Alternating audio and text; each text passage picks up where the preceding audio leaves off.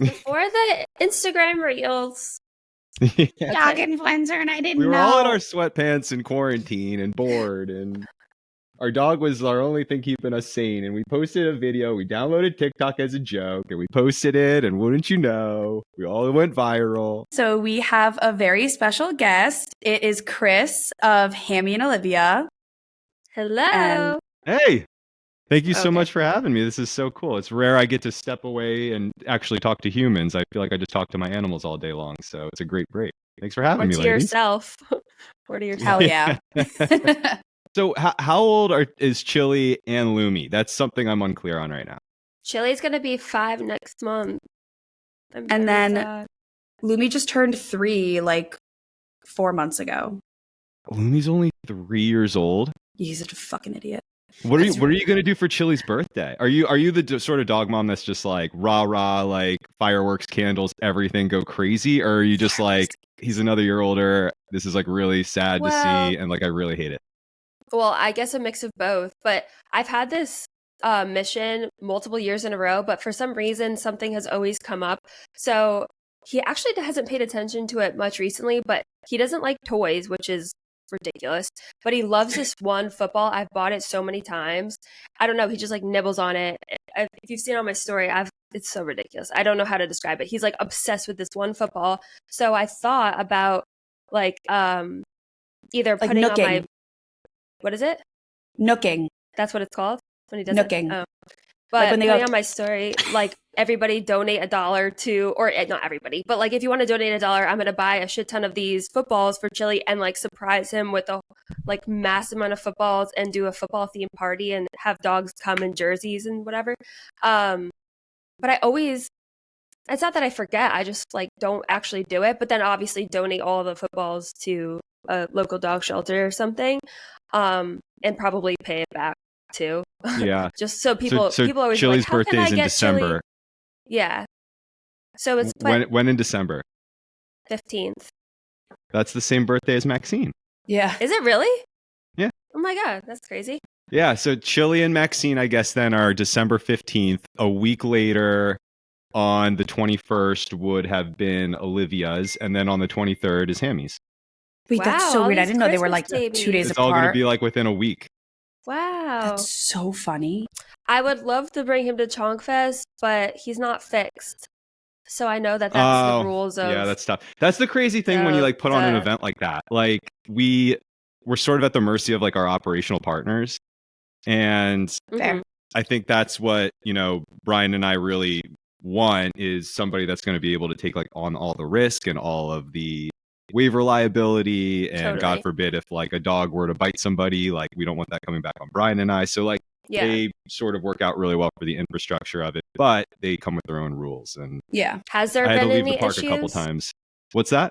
Has there been any issues so far? No, I mean, I'm like trying to find wood to knock on right now. Not yet. Yeah, sorry.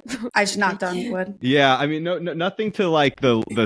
I mean, we haven't had like an ambulance show up or anyone get Mhm. stretchered out of Chonkfest or anything like that yet. But I mean, we've had situations where like people have come not knowing that intact dogs aren't allowed, and they've gotten turned away at the door, and they've traveled in for it. And I mean, those have been sort of curveballs that Brian and I have had to field on the fly, and Yeah. leave the park for a little bit just to like give them 5 minutes and thank them for coming and at least trying. But Yeah, like we try to be as that's clear great. as we can about just like the policies and procedures that are needed, and everyone's cooperation is needed to put on an event like that. It's kind of tough.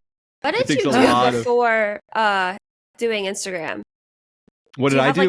like, yeah. So actually, oh my gosh, that's such a long journey. It's probably like a whole nother. Oh my god, we saw you in Always Sunny. We literally saw you. Did you? We What? literally saw so yeah, he was in Always Sunny. I know. He was in it like a couple times. What? Oh my No, I know. God. No, Galen, you have to watch the episode. It's when they're in the frat house and they Flip, yeah, Adelphia. yeah. What So season? Ben, Which season? wait, what season is it again? That episode? The name of the episode is "The Gang Reunites the Rivalry," and it's when like Dennis goes back to his What old season is fraternity, Mm-hmm. and Oh my I'm forgetting which gosh. season it is. I can think look it up. it's towards the end. I'm gonna it's look it's a after later this. one, but yeah, That's I'm like so sick. I'm Wait, shirtless. he has his shirt off. I'm There's, shirtless with like my pink- I have like face paint on and Oh everything. my, It's- not my, like I'm a boyfriend, cup. my boyfriend loves Always Sunny. I'm gonna tell him he's gonna freaking die. No, Yeah, we're there's a few moments. There's a few moments in that episode. There's one where I'm like flirting with a girl by the door. There's Yep. another moment where I'm like, it's like an aerial shot kind of, and you're walking around with a yeah, cup, you know, like they're going up the stairs, and I'm just yes. sort of like pointing at like fraternity brothers. That's amazing. Ben was like, wait, why do I know him? And I'm like, oh my freaking God. Oh, he didn't tell you? Chris. You watched well, it? I knew Chris was because you said it. Someone asked you, you know, do you have a background in acting or voice acting because you just are natural at it in your reels? And then you know, posted that as a story and said, yeah, I was actually in a couple episodes of Always Sunny and I was an extra and a bunch of stuff and I did acting for this. And so I remember that you were in that scene in that episode, but then I just forgot. Like, I don't know. I just didn't tell Ben. And then we were watching it and Ben is like, wait, do we know, is he an act? Do we know that guy in the background? And I was like, holy shit, that's Chris. And he was like, that's not Hammy and Olivia Chris. And I'm like, no, that's Hammy and Olivia Chris. Yeah, it's funny when I pointed things out to people because otherwise I was in like 50 different television shows. And if you cut every single moment together, it's like a total of like 6 seconds. Really? But who cares? I'm like this random extra doing random things in the background because like when you're out in LA, sometimes they'll be like, we really just need like a 6-foot redhead to go in here, and and so like it'd be you cool. Don't find those often. Yeah, I also have one. Like, hey, I got one right here. I'll go do that. So wow, yeah, yeah, it's funny. Anything from like How I Met Your Mother. What's that? Jackie's like a magnet for tall redheads, apparently. Nice. Yeah, Maxine, I know. That redhead too. Is he likes to he doesn't like to come into the category. He no, he like separates himself. Brian, if you're out there, like we know you're strawberry blonde. Yeah, Brian. Okay. Honestly, I'm not gonna give you any slack. You're a freaking ginger, and you know, screw you. Yeah, I classify that as red. Whenever you have the word strawberry in it, which is red, you're a ginger. So, what else did you do? So you've been in 6 seconds of shows. Okay, so I graduated college back in 2010 in Virginia, and then I got in my Volkswagen Jetta and I hightailed it out to LA. I wanted to be the first 6-foot redhead to really make it in Hollywood. Just ended up doing a bunch of background gigs. Clearly did that. So, yeah, no, but like How I Met Your Mother, New Girl, House, Entourage. It's Always Sunny in Philadelphia. Yeah, I did a lot of that, which was a lot of fun, and you know, got chewed up and spat out by Hollywood. And then I got into working for the front office of the Los Angeles Dodgers. So I was, you know, my job was trying to sell out a 56,000 seat ballpark 81 times a year. So that was pretty wild for a few seasons. And then I left that to go into tech startups. I worked for 2 different tech startups, eventually getting to a point where I was in charge of about 500 salespeople with campuses in Las Vegas, Los Angeles, San Francisco, and the Philippines. I had to live out in the Philippines for a few months. And then once that ended, I got into the licensed cannabis space for about 4 years.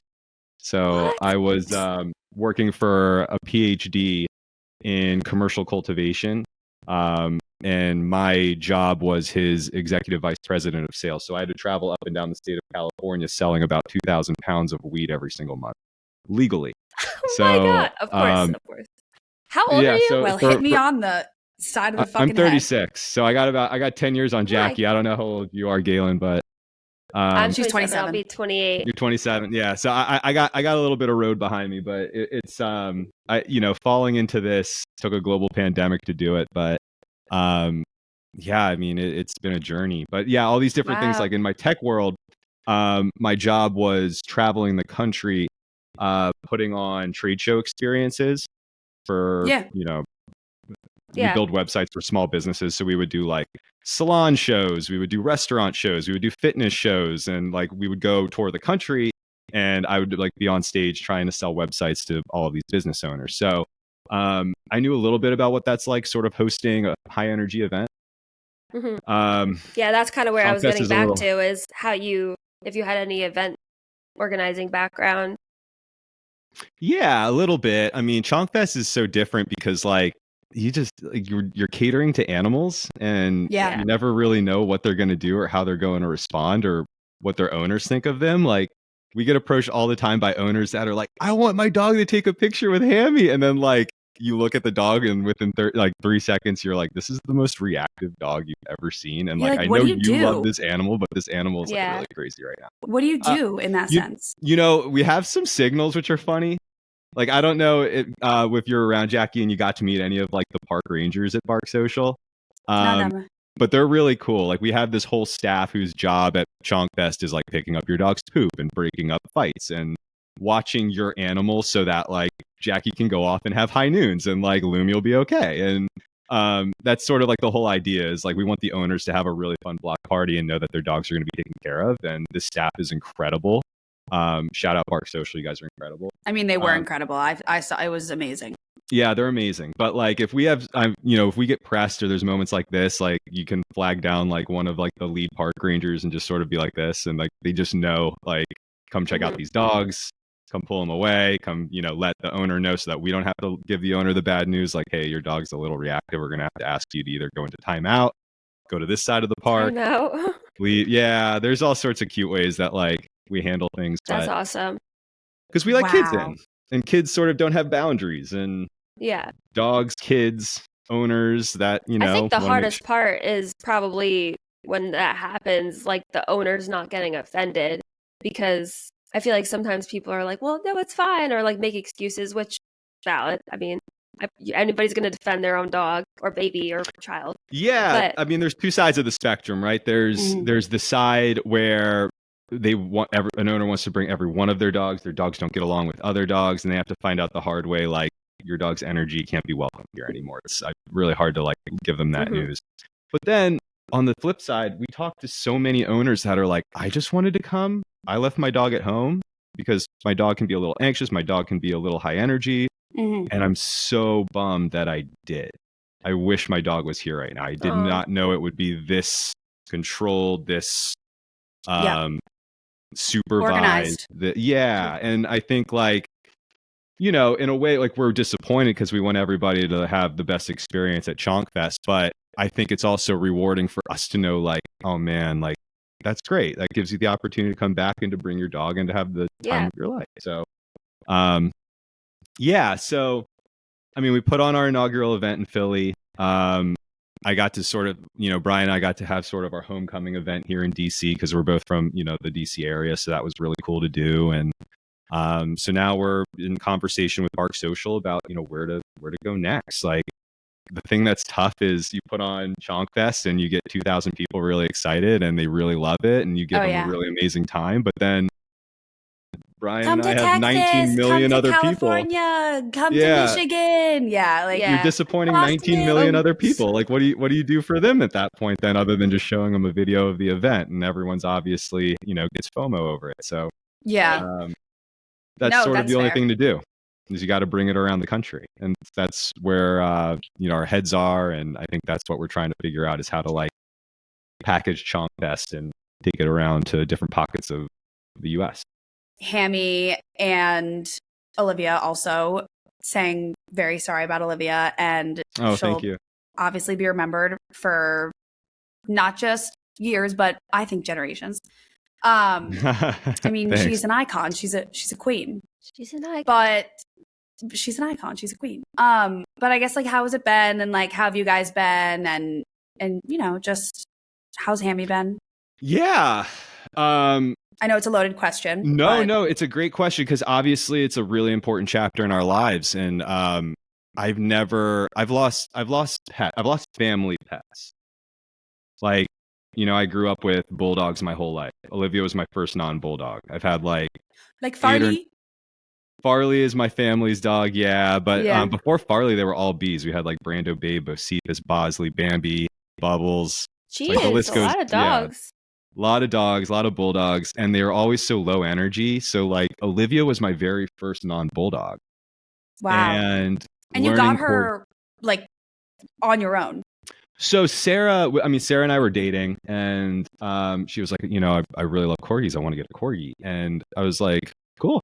And she was like, hey, so my friend just bred a whole new litter of puppies. Can we go check them out? And I should have known, like, right then, there was no way in hell. You were fucked. I was going to leave without a puppy that day. Yeah. and that's when our lives changed, and we got Olivia, and she learned, she was born and raised in Vegas, and she was our little desert flower. So Oh my gosh, that's so and then we cute. love Liv, and then we want to get her a friend, so we got Hammy later. Hammy came to us from North Carolina, so he's our farm boy, and it was just like they just had the cutest little relationship. Fast forward, sadly, we lost Olivia unexpectedly, and that was tough.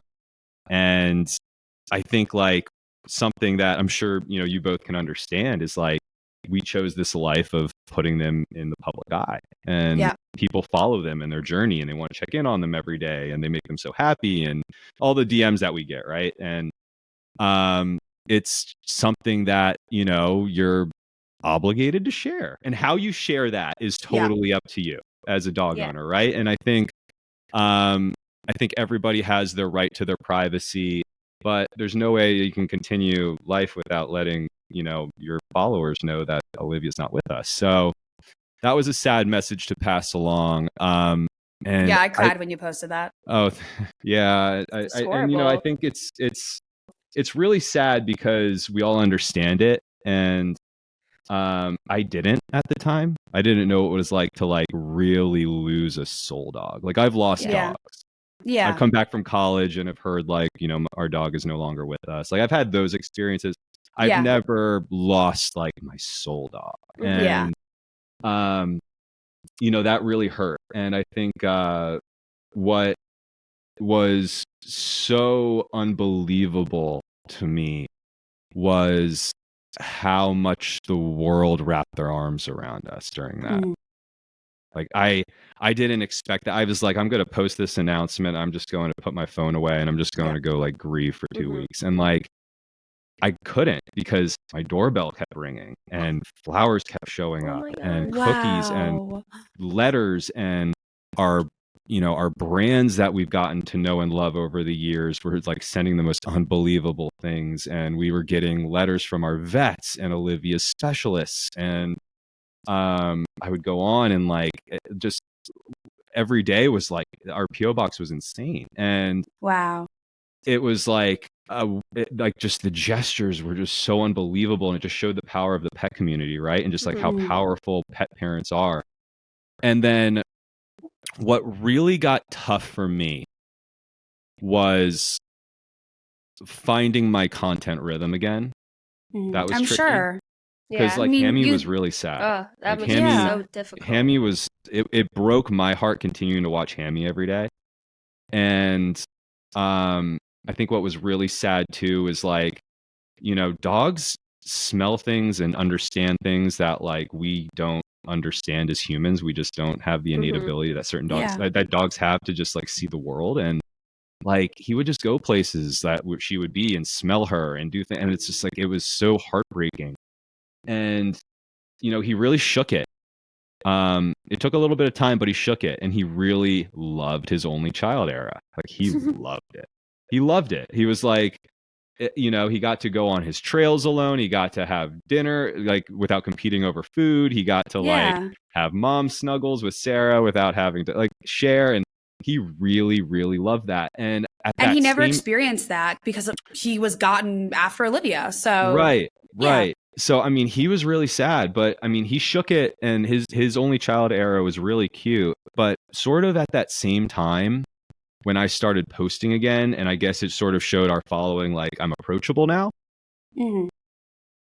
What I really wasn't ready for was the amount of people that wanted to share their stories of their dogs that have passed away. I was literally thinking about this as you were talking the whole time, is that something so amazing about the dog community is the community aspect, of course. But there's like this heart of everybody who has had a soul dog knows that feeling. And then obviously there's so many people who have lost their dog. And very often people comment, like you guys, I'm sure do, even before this happened. Like I think just yesterday I had gotten a few comments on the same video, which is crazy, about, oh, I wish that like I still had my dog passed away, like unprompted, telling me their story. And I just look at it and I'm like, this is so sad, but also like I don't really go every day thinking about that time period. Like, I don't want to think about that. So like, you see it so often because people are still thinking about it, which is, I would be too. But then to actually be in that space and still get reminded of their dog, I just like, it must feel so raw. Like, yeah, it's tough. It's tough because like you can only as one person handle so much emotion, right? Yeah. And what became this like insurmountable, I want to call it almost like a task, was that like everyone wanted to share their story about their passed on pet, right? Or their pet that's currently sick, or they're prepared to lose their pet soon, their pet with cancer. And we would have to like shoulder so much of it. And I had to turn to Sarah and I was just like, it was so hard getting through my own grief because like every day I still am. Like I lost Olivia a year ago and it's just like every day still sucks. But like I can't also wear everyone else's grief. Yeah. Like I can't shoulder that for people. And there's like a weird dynamic where you want to be really supportive to your followers because they feel like they connect with you on that and because they understand you at that point. They know what it's like to lose a pet that way. But at the same time, you almost have to have the right boundaries for your own mental health to just say like, I just can't go down this journey with you. Yeah. Like, I hope that my content brings you levity. I'm going to continue doing it. I'm going to have my own fun with my family and post it and share it with you. That's, what we do.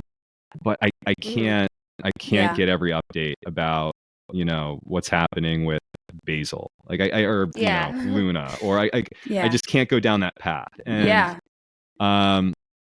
so yeah, that's been a really tricky thing too, because people and making want your my boundaries. advice. They want my advice. They want to know how it is, and I had a pet creator friend. I'll leave this person unnamed, but they were like, you should go into the business of like pet therapy, or like what the process is for afterlife care for people. And I'm I not was just sure like, what do you even mean? What is that? Pet therapy? Like you become a I don't pet know therapist? if you call it pet therapy, but just like, like how to grieve, how to cope well, how to do things. And it feels like a weird thing to monetize. Yeah. Oh wait, like other like people's grief. To do ads for it? No, just like to create a world where it's like, if you know that your pet is sort of on his or her last tank of gas. I see. To Almost come like to group you. therapy or like therapy. I get it. Like how to consult that, how to get people mentally prepared to bridge that. And it's tricky. That's like, even if you were the strongest person ever, and not saying you're not strong, even if you were like so over it, me, like I'm putting this behind me and I want to support other people, your mental capacity has to be strong, like constantly, or otherwise you're gonna crash. Like I just crumble thinking about the inevitability of Chile one day, like whatever.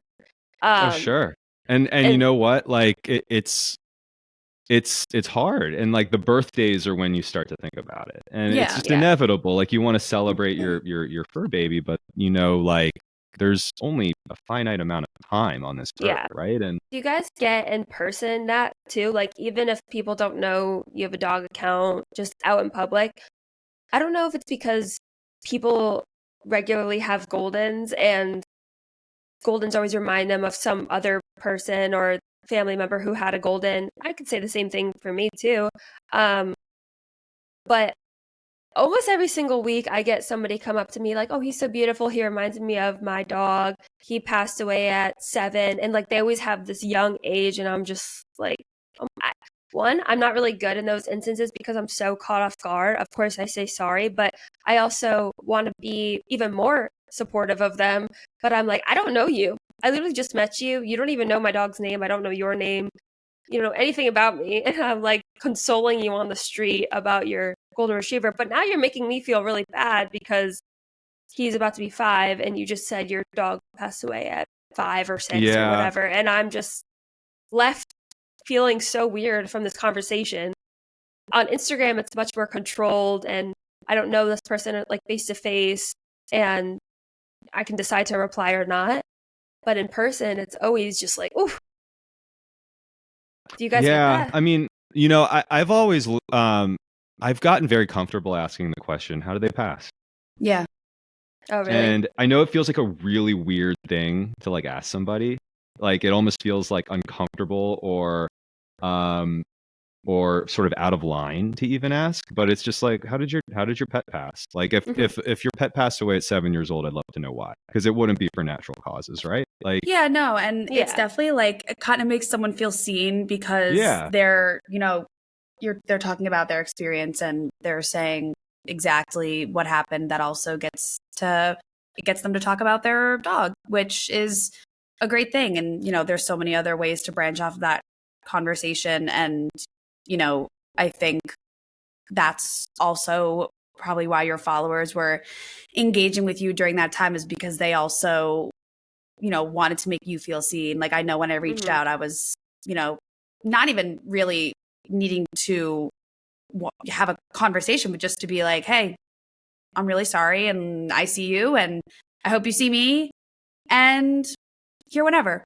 Like, I feel like that's what people, kind of try and do whenever a pet passes, which is so amazing. And in the pet community, especially when Olivia passed, like, that to see all that love, the fan art, the comments, your stories, like that was truly incredible because I feel like I haven't been doing this long enough with Lumi to have really seen that.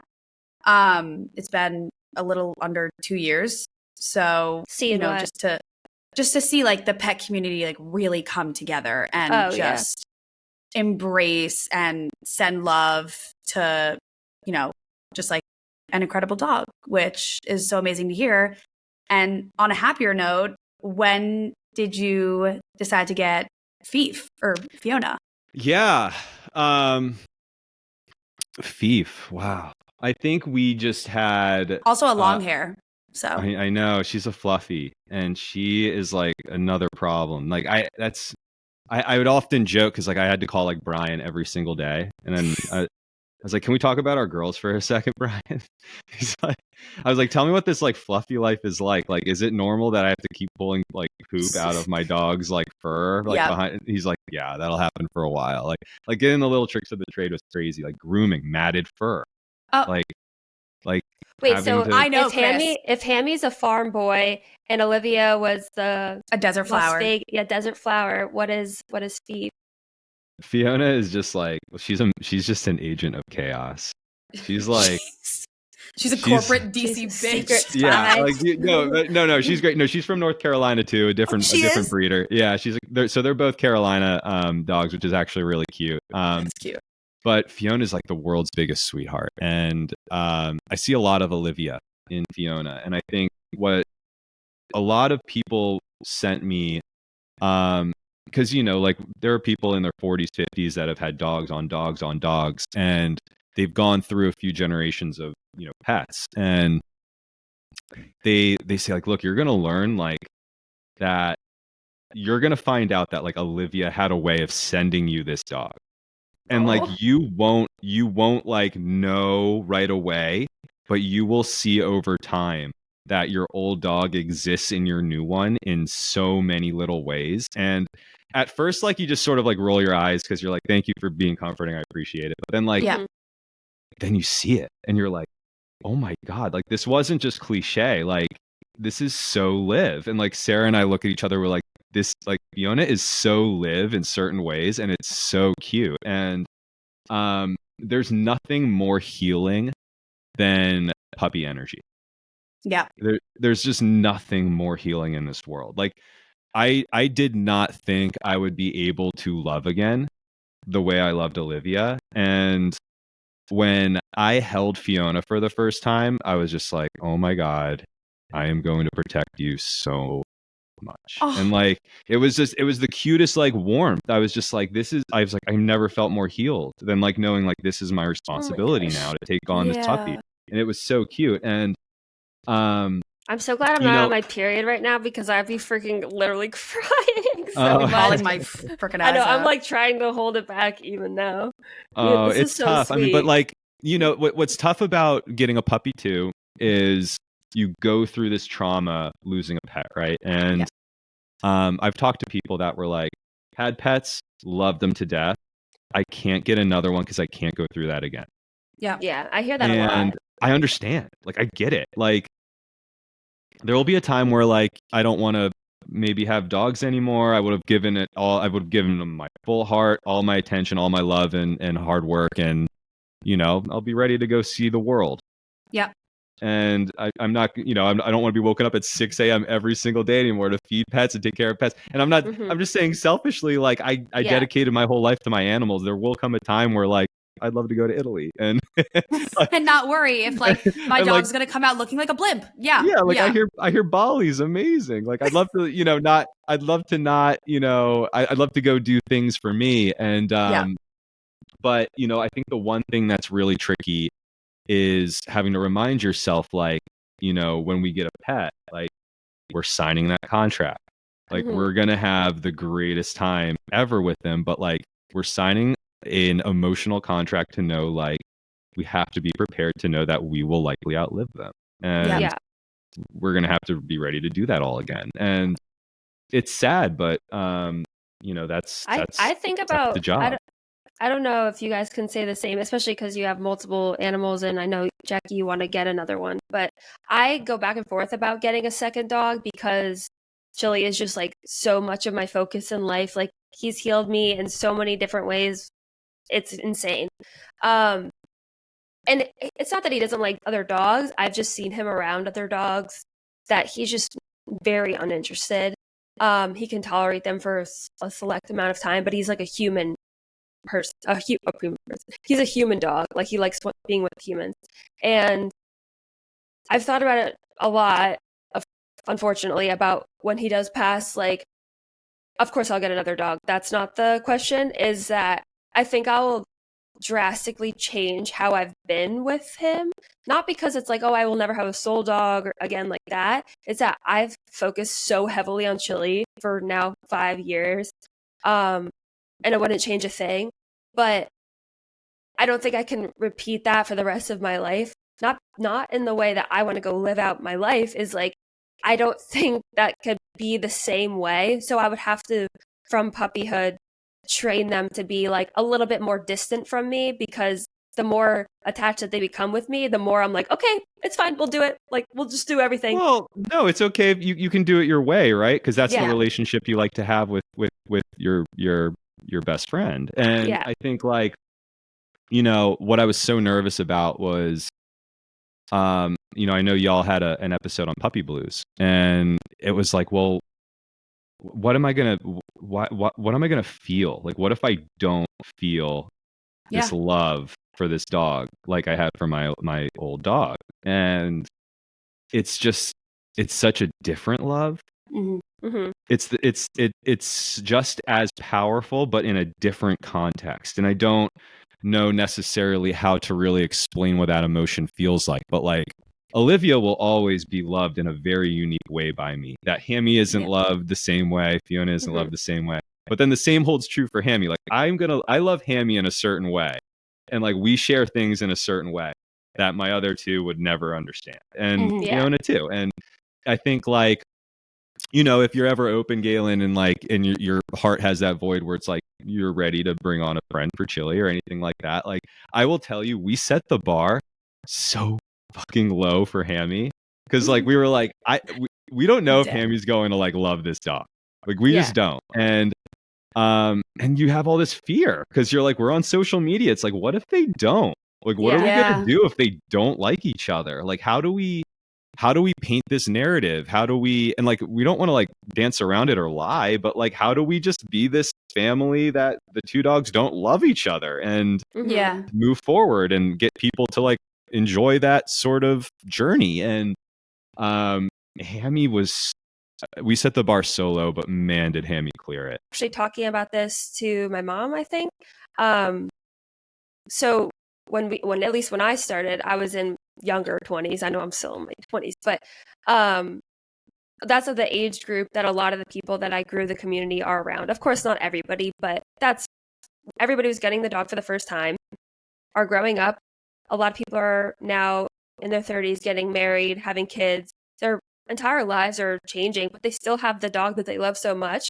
So there's a lot of people that dropped off Instagram, or they aren't dropped off Instagram, but like so much has just full circled around it. And it's just really interesting to see everybody's lives separating or coming together in whatever way it might be. And I feel like it's almost tricky to find the groove of what people want to see, because I follow so many dog accounts that I have for the last few years, and they're having kids now. And I love that, but I can't relate to that. I can't create content without a child.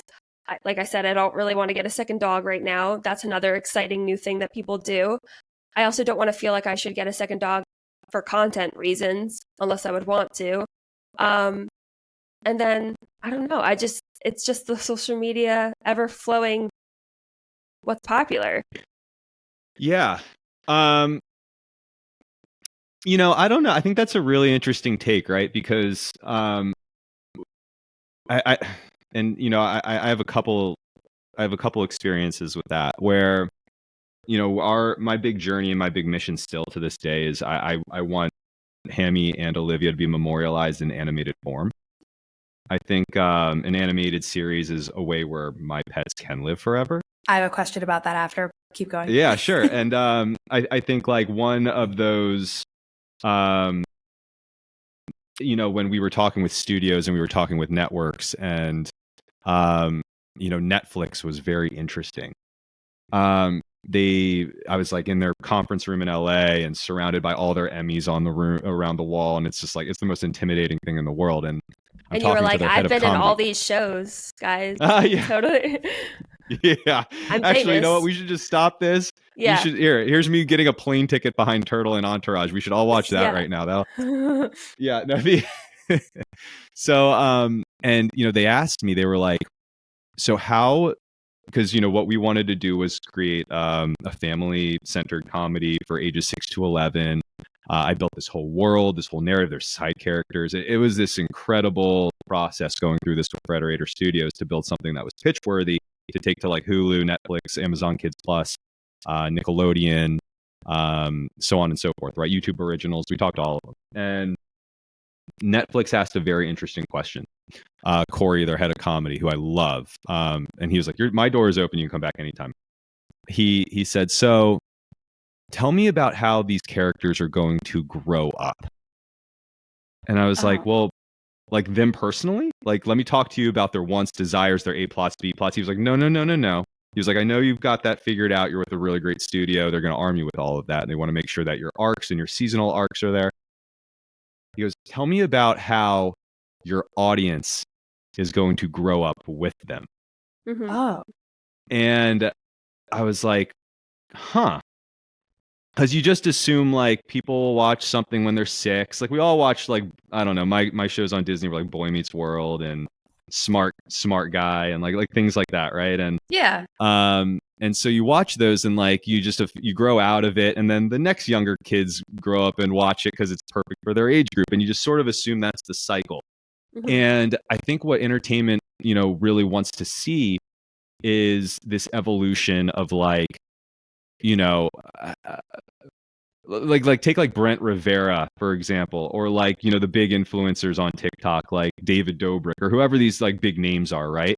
Like you're gonna watch them when you're 13, but then you want to watch them grow up because you're now 18 and you want to go through them through 18hood, and then you're going to be 21 and you can drink now and you want to see what that life is like with them, right? Like it's a mistake to an influencer to stay in some sort of lane that they've created at their origin, because that's not the evolution of an audience. And to your point, Galen, I think like it doesn't necessarily take seismic altering chapters that like you have to become a mother to a human baby, or you have to get married, or you have to get another dog.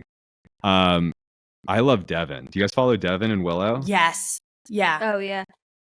Like what she's been able to do is not easy. Yeah. And she built this audience around Willow. I think it's no secret that like Willow was, the big nucleus to like where this following came from, right? And she decided to pivot and said like, you know what, this isn't the content I want to make. Mm-hmm. and it was a really brave step. And what her content has now evolved to is obviously like her navigating life as an introvert. And Yeah. it's tricky. It's tough being an introvert, right? Especially when you're posting to tens of thousands of people every day. So what I think is really cool when you watch how she evolves with her audience is like a win in Devin's world is like she went out to lunch by herself, Yeah. or like she went to a movie by herself, or like she Yeah. went on a date, and like her audience is like so invested in her finding love that like it's really cool that like she went Yeah. on a date. And like Yeah. I love following her stuff. And I think like, you know, to someone like me, like if I go out to lunch with Hammy, I wouldn't even pull out my phone to probably story it. It's just something I do every day. But Yeah. like to her, that's such a seismic That's a thing good point. Yeah. that like it's all, I think, through, it's all relative, right? And it's Mhm. all respective of like your world and what you're following really attaches to you for. And Mhm. I don't think like Chili has to become, has Yeah. to get a sibling if you're not ready That's- for that.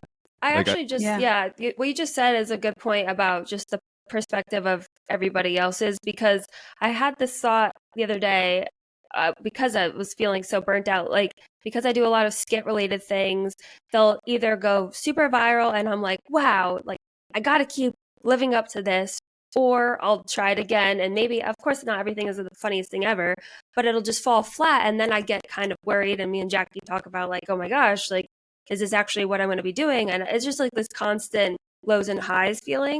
And it also is pretty different than what I posted 2 or 3 years ago. But that's not the point. Is the other day I was thinking how our life, our day-to-day life, is not shown on stories or feed at all. Like, I put little pieces of the puzzle. We go on hikes. Chili likes to swim. Chili likes this, or I do this. But our day to day is never actually shown. But my every day is so different than everybody else. Oh, not everybody else, but like what I'm seeing at least. And I don't share it because I'm afraid, or I'm just like, I'm doing this. It doesn't even seem like shareable. Why would anybody be interested in it? And that's why I tried a little bit different video the other day of his like different faces throughout the day, because I couldn't get myself to actually do a day in the life thing, because I don't want to feel like I need to spice up my life to make it interesting. I love that But- video. That was a great video. I was like, thank so wait, he's disappointing in you up until like Yeah. 10 a.m. Mhm. So I love it. I just wanted to like the little taste of like what Chili's day is like, but without being like day in the life of Chili. And it's also hard to like turn it around on you. Like, I feel like we all are in our content, but what you were just talking about with Devin and Will, she is in her content, and that is a huge step that you have to take to feel comfortable in doing that. Because I'm in, like I said, we're all in it a lot, but I don't feel like it's about me, even though I'm in it. Well, I don't think it is. Well, I think it is. And I think people come for the dog, but they stay for the world. Yeah. And more. I think like the problem that we have as creators, and I will speak for all creators at this point. I feel like I've earned this post. I think I think I can speak for all creators at this point. is Let her that rip, Chris. we are so close to our own work that we lack the out of body perspective to look back on ourselves and to actually say, like, to give ourselves credit for ourselves and like what we bring to the table, right? Like any Hammy and Olivia moment or any Hammy and Olivia video is going to have like dad as sort of the whipping post or the butt of the joke or sort of whatever it is, right? Because I get it. People want to root for the dogs, and like rooting for the dogs typically means like, you know, you discount the human a little bit, but we're the heartbeat that powers the account. Yeah. And it's That's true. important that like people need to know that anything that you've packaged and shown about Chili all comes from the mind of Galen. Mhm. Anything that like is, you know, exciting about the adventures of Lumi all stems from Jackie's willingness to put Lumi in a backpack and go into the most populated city in the country and go on an adventure, right? So like there's a North Star that I think sometimes as creators, we get really lost in the woods where all we really have to do is like, and we're looking around, we're so lost. We don't know what to do yet. We don't know what to post yet. But like hearing that probably felt really good just now, right? Because it's like, oh, like I can just look up and I can follow my North Star because that's my North Star. And that's what people get really excited about. Yeah. And, but it's easy to say it. I could say that for you guys genuinely all day long, like boost you guys up being like, of course it's you. But then when it's yourself, you're like, no, like I just like Chili does his own thing, you know? And you just make excuses. Sure. And we don't want to rattle Chili, but there's probably some things that you limit based on your own reservations as a dog mom, right? And I think like what people would really love to see is like, how does Galen go out of her comfort zone a little bit when it comes to that sort of thing, right? Like, it's an interesting dynamic. Like, you know, I think the mistake that people make is rushing to it too much because they're like, I don't want to just like work with pet food brands anymore. Like, I wish I could be doing skincare. I wish I could be doing hair products. And why won't they come to me? And then everybody rushes to make their personal account and they attach it. And it's such a quick trip to a quick pivot instead of really investing the familial heartbeat into the account that we've created. Like, like I like to think of it as a funnel system, right? Like Hammy talking is going to get everyone to come into the top of the funnel. But like it's a talking dog. Like it's a little different. It's quirky. He sounds ridiculous. Like he's humanized. He's conversing with his human. Like sure, like that's why people come. That's why people see it. But then like I want them to stay for the cats. Like Jackie loves. And I want them to stay for the fact that like they enjoy sort of our home remodeling process or like they enjoy our whatever it is that's sort of become like more of our family's heartbeat is great because like, you know, I think one of the things that was tough for me as, you know, a full-time creator is just like, how do I move on when Olivia goes? Yeah. Like, how does does this turn off? Like, I don't know. Like, how's my audience going to receive it? And like, you know what? Like, I think that's when I had this realization that as important as Olivia was to Hammy and Olivia, she is Hammy and Olivia. She started it all, right? Like she's got 300 outfits. She inspires girls. Like girls come to Chonk Fest. They're like, I really miss Olivia. And I'm like, thank you. I do too. And like, it's really cute, but it just it proved to me, it took Olivia passing away to learn that our following really roots for us in a way that like I never knew before. And there's so many different dimensions to you guys. It's not, you know, just Hammy and Olivia. It's you and it's, you know, I know Sarah's more behind the scenes, but it's her who's, you know, doing a lot of stuff people can't see and the cats now being a part of it. I mean, it's like when you unveiled that you were getting a cat, people were like, whoa, like I remember people went crazy because they were like, you're getting a cat, you know, like there's so many different parts to your channel as there is ours, even though, you know, we just have one dog each, which hopefully not for long. Maybe we'll have a little friend soon, but each animal's voices, is there some sort of story behind it? Like British, yeah. Like Nori's kind of cute, like little kooky, outgoing. Hammy's is like Patrick Star almost. Actually, it's really funny. There's yeah. Yeah.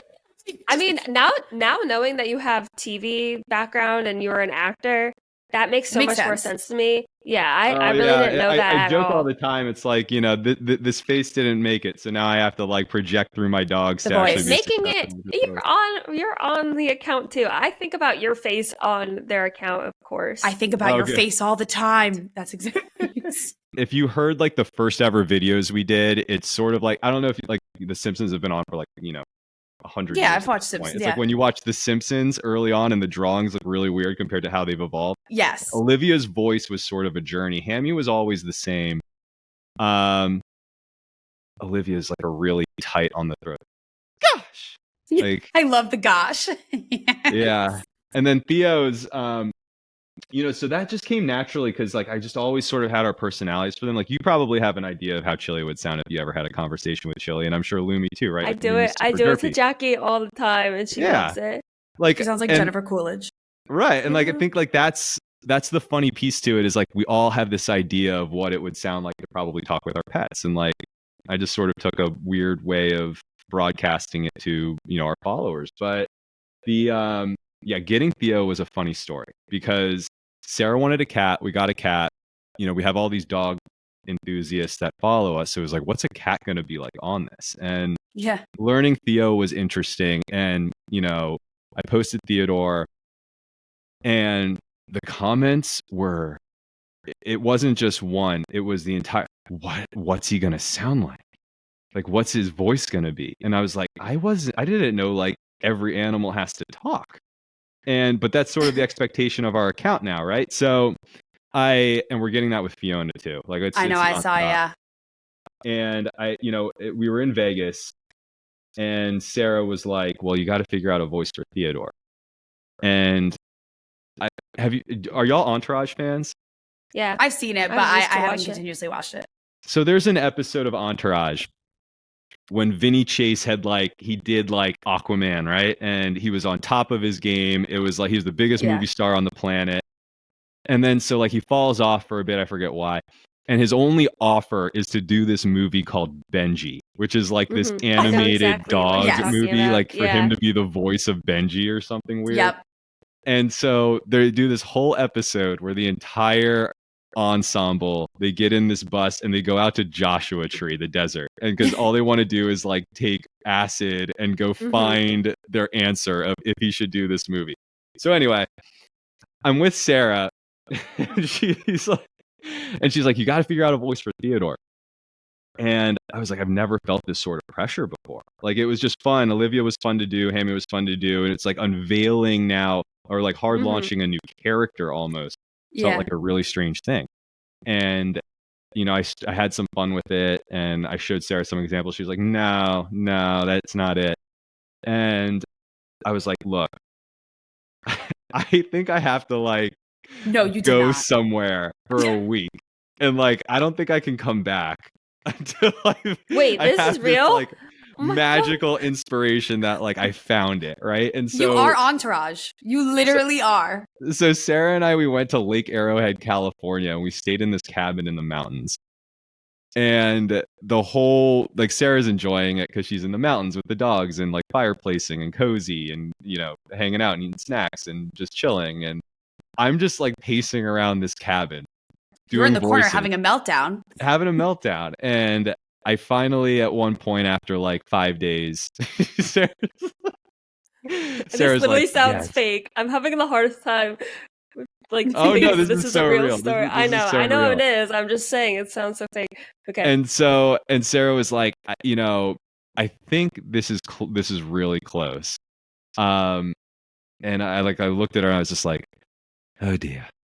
And she was like, so close. And so all I did was I sped it up 10%, and that turned out to be Theodore. So Theodore is that voice, but 10% faster. Oh, really? That's so funny. Yeah. Oh and then Nori is Sarah. I was like, Nori's definitely Sarah. Nori I don't know. is Sarah sped up 20%. Oh my God. That is so good.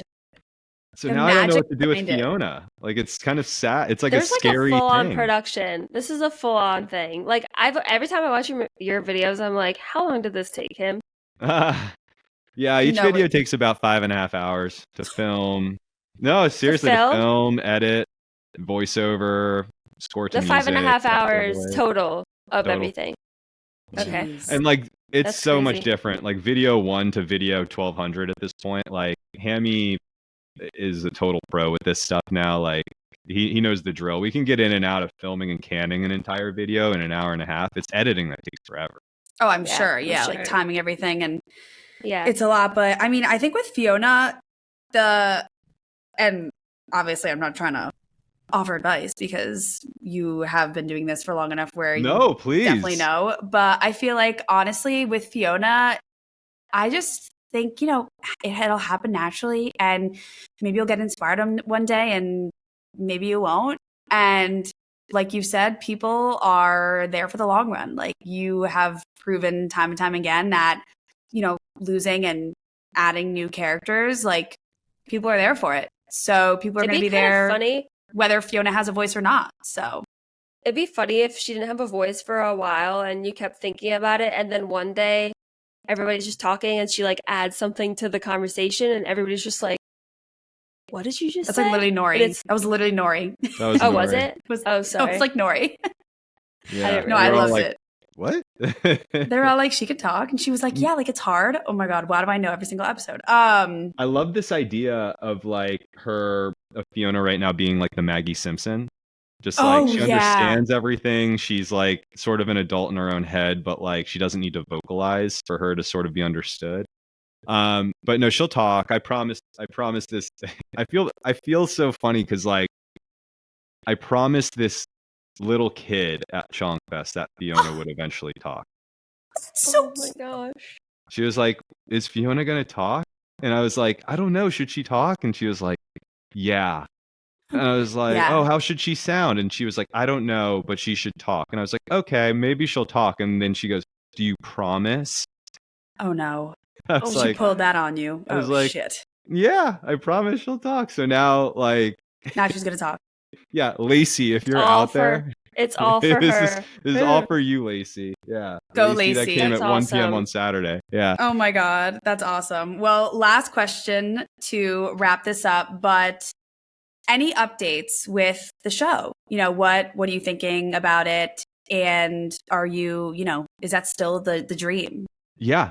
No, it is. And it's funny because like Brian's my brother from another mother at this point, right? So like we're so similar but so different.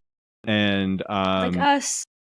yeah, like like I think it's so awesome what y'all are doing. I think like more people, more creators, more like-minded creators should be doing stuff like this. And I think, Brian and I's bromance on social media, I think it's a lot of people find appreciation in that friendship. Your newsletter, Chonk Fest. Yeah, you guys do a lot. Yeah, and I think we just have this theory that like rising tides like lift all boats. But anyway, Brian's whole thing, his whole thing, like I'm dumbing it down. It's really impressive. And like he really wants every pet to have the best life possible. And he's going to create products and continue to make products to ensure that happens. And Brian wants to create a lifestyle for every pet. And I just want to entertain. And I think, where we both really benefit from one another is we get to sort of look at everything through each other's lenses that way. And, we have aspirations to, create like a really big media empire where it's like newsletters, events, content. That's sort of where we really want to continue excelling and taking this. And, we think it's all the different pieces of this little chonk dog juice Chonk Fest. It's all complementary of each other to a larger entity, which we just think there's a lot of voids in the pet space that can be benefited from the two of us putting our heads together. When it comes to an animated series, I think where we're so poisoned as viewers is we're so conditioned now to have the attention span of mice because we're such short form viewers. Yeah. And like I'm so used to these vignettes now where it's like you got to have a hook, you inject their personalities, add a little bit of humor, and then you got to tie it all up. And that all has to exist on like a 30-second island, right? I want to make 8-minute episodes. And we went the route of bringing all of this to, the networks. And I learned very quickly that you can be everything to them, but they just don't have the void for you. Interesting. And like Paramount's not going to take on Hammy and Olivia when they have Paw Patrol. And Nickelodeon is on their 4th iteration of Blue's Clues. And they don't need Hammy and Olivia coming in to, eat into that pie. It's a very interesting dynamic when you start playing at that level. And you learn a lot about how much mandates and voids fit into like what they're able to take on as a network. And we came to the conclusion we want to self-distribute our own show, like on our YouTube channel.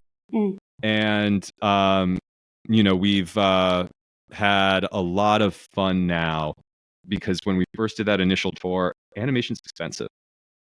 I'm sure. Animators are expensive. It is expensive. What you would see, what 5 minutes of television, animated television costs would blow your mind. And I don't even want to know.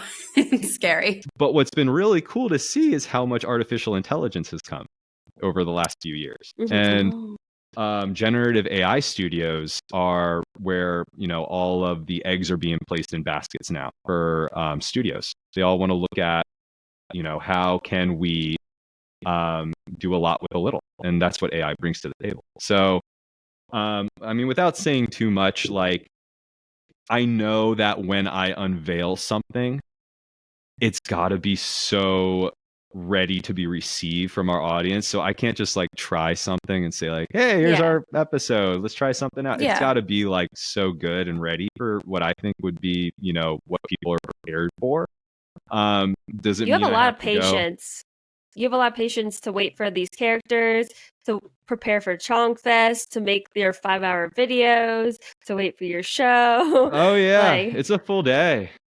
They're all full Crazy. days. It's crazy. But I Yeah. mean, y'all are like, I think like, you know, we have to be able to expand our footprint as creators. And I think you know, y'all have the gift of gab, and the podcast is going to be really awesome. And you could avoid that. I think y'all both know that there aren't, I don't think any pet creators that just want to talk pet. And I think, you know, y'all hit the nail on the head with it. You know, much like we feel like in-person dog events can be a lot better. And that's what, you know, started Chong Fest. Ryan felt dog backpacks and carriers can be a lot better. Water bottles can be a lot better.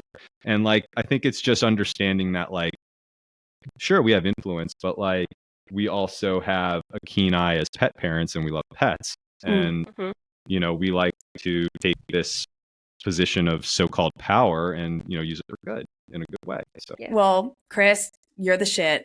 Thank you so much for coming, and we love you. And God, also, thank you. if You're you awesome. haven't bought Hammy and Olivia's cookbook / gone to Chong Fest, I think both of those things should be in y'all's future. So Amazing. unless your dog isn't fixed like Chili.